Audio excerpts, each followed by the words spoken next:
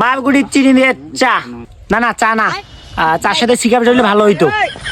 আরে আরে এখন চা খাওয়ার সময় নেই রে, অনেক রাত হয়ে গেছে। তোমার বাড়ির যা, খাওয়া দাওয়া করে ঘুমাবো।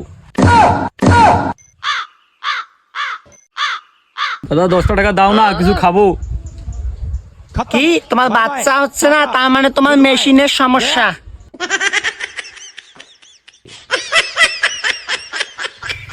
তোর হাত পা থাকতেও তুই ভিক্ষা করে খাচ্ছিস কেন?